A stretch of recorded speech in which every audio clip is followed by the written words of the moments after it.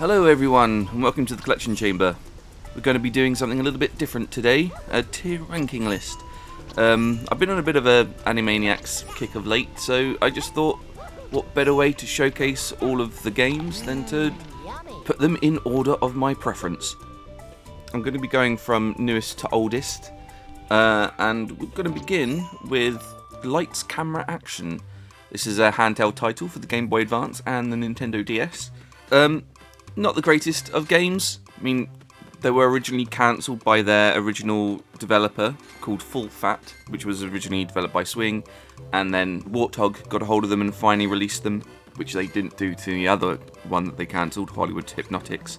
But there's some good stuff in here. It's an isometric 3D platformer. You can control a lot of your favourite characters, but it's quite convoluted. It's quite compact. There's a lot of backtracking going on, and it gets quite dull quite quickly. So I am going to rank this as a C. The DS version's got slightly better graphics, but ultimately it's the exact same game, a direct port, imperceptible differences, also a C.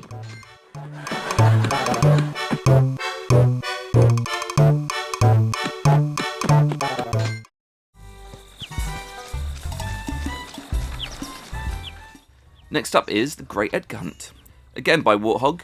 This was developed by them right from the off. It's a 3D platformer for the 6th generation of consoles. I had it on the PlayStation 2. A little bit of a hidden gem, you might say. It's the 3D platformer that uses the same collectathon mechanics that other games of the era use. You do eventually have access to play as all 3 Animaniacs, and all 3 have their own abilities, such as Dot can do the conga. It's a little bit finicky in how the game progresses. You collect these Edgars, which is like your Jiggies or your stars or your moons or whatever, and the amount that you collect opens up new areas, but they're quite exacting with how you progress. Some Edgars will be teased at you and there's no way that you'll be able to get them, such as Dot's limbo dancing, but it's pretty decent. I still really enjoyed it. I'm going to put this as a B.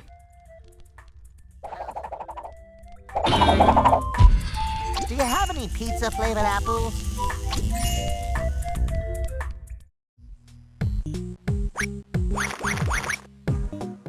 Sticking with Warthog, they made a Pinky in the Brain game as well for the Game Boy Advance. This is your standard 2D platformer. It's nothing special on the system. It does what it does competently well. Both Pinky and the Brain have their own special abilities, just like in the Great Edgar Hunt, all the Animaniacs have their own special abilities. But this one, you can't use them as and when. You've got to collect a power-up, which immediately sets off this special ability, such as the Brain's head expands into a big floaty balloon. Again, not bad, super easy. I am going to rank this a B.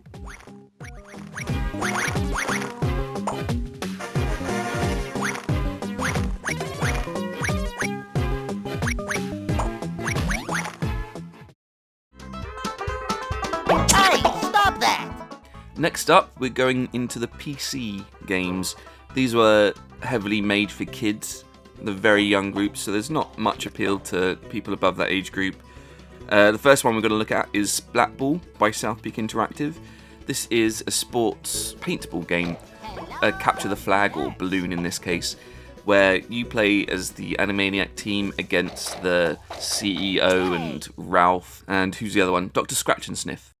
It's a little bit janky in places. You will run out of ammo, and power-ups and pickups are randomly scattered in the most inopportune places. It's not quite there. It needed a bit more work in order to make it a fully playable game, so I rank this as a D.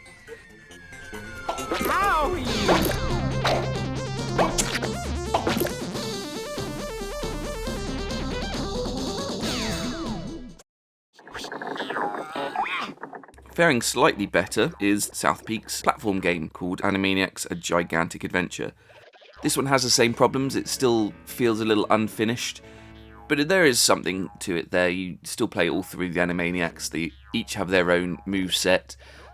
Dot is the worst by far, because she's got a crazy little anvil throwing attack, which is really hard to aim.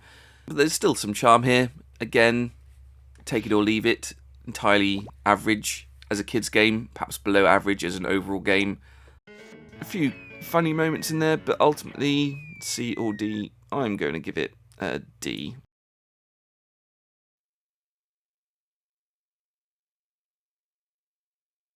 I'm falling! Just kidding.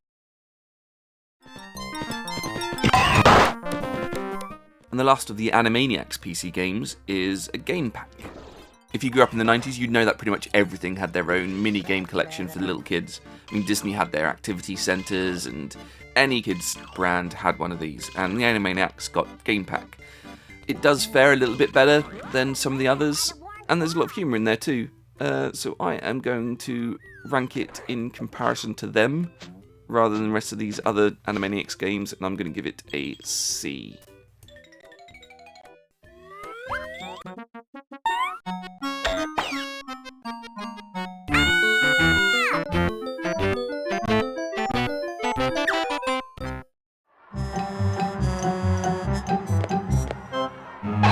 Being three-dimensional makes me hungry. Back to the consoles. In 1998, there was a bowling game, which was rubbish. It is essentially a reskin of a game called 10-Pin Alley, which was a near-launch title. I think the original came out in 1996, which got fairly good reviews. God knows why, because it is absolutely atrocious, especially the Animaniacs version. It attempts to be funny by having some really badly animated 3D polygons in there, but it's nothing special. It's a budget title made to earn a quick buck, and it shows. This is by far the worst game in the collection, and I'm going to give it an F.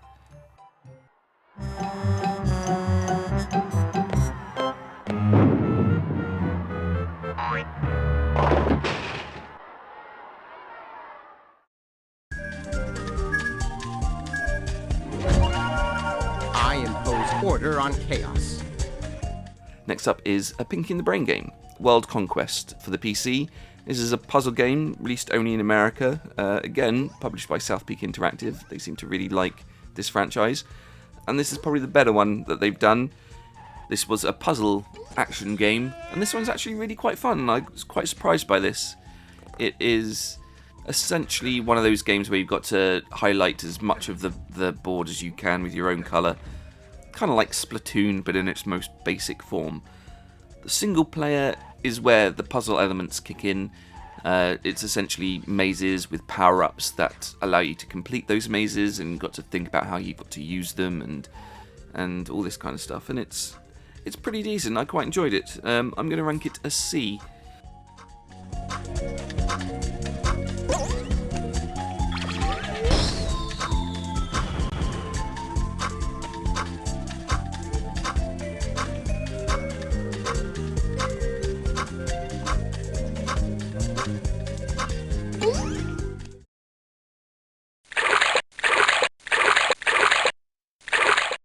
Next up is a free promotional game called River Adventure, which I'm pretty sure none of you have played before.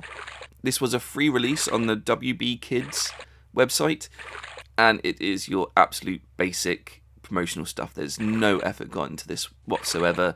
It's a maze game where you navigate a canoe down a maze-like river, all with 90-degree angles, which are never usually found in nature. And that's it. There's no attempt at having jokes in there, no attempt at gameplay either, and that is all it is. Absolutely boring, dull. It's an F.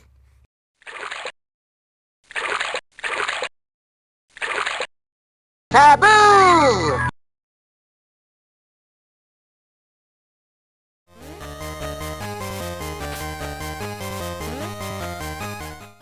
And now we're getting to the games that most people know of, the Konami platformers. The newest of which came out in 1995 for the Game Boy, which was a port of the Genesis version.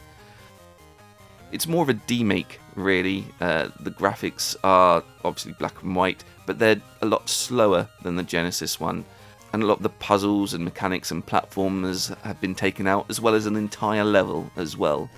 If this was a Game Boy exclusive, I'd probably rank it higher than it was, but as it's a worse port of a better game, I am going to give it a D.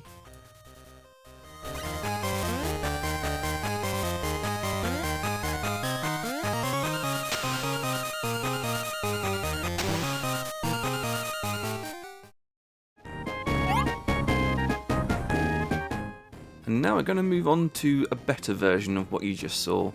Animaniacs for the Sega Mega Drive.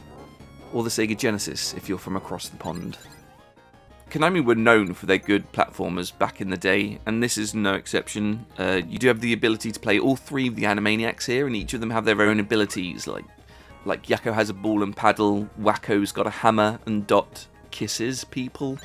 So it's pretty unique in that regard, and what's more surprising is that there's more of a focus on puzzle solving, so you've got to use these abilities in order to get through the level and figure out how you can do that. I am going to put this game into the A ranking. It's not my favourite Animaniacs game, but it's up there. It's pretty good.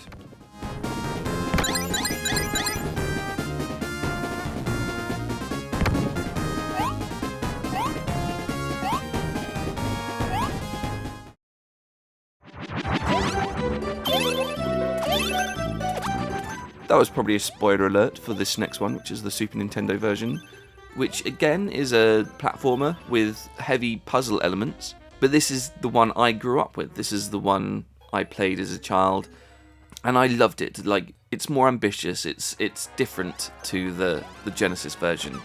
You play as all three Animaniacs who are on screen at all times, and you have multiple planes in which you can travel through and navigate the levels in. And that is where the puzzle elements come in. You've got to search these levels in order to find these hidden script pages which have gone missing. And while not necessary to complete the game, if you want the best ending, you've got to find them. And they are quite fun to find. It invites you to explore the levels in quite unique ways, and I thought it was quite unique at the time, and I still think it is quite unique now. The level of humour in there is very fitting, and I really enjoyed it, so I am going to put it as an A with the little asterisk saying it's the best out of all of them, in my opinion.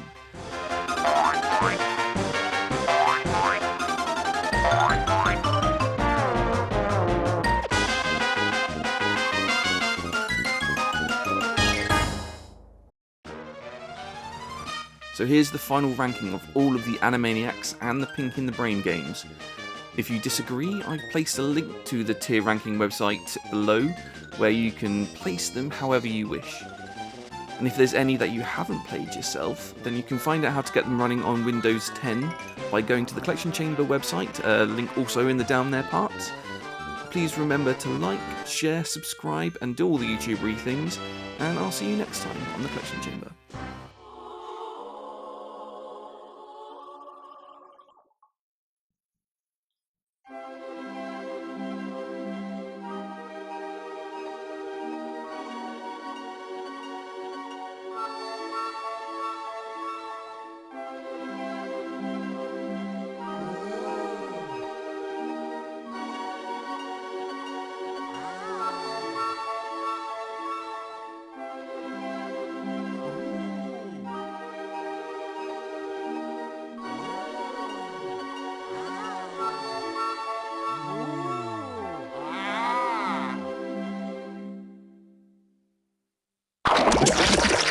Ha ha ha!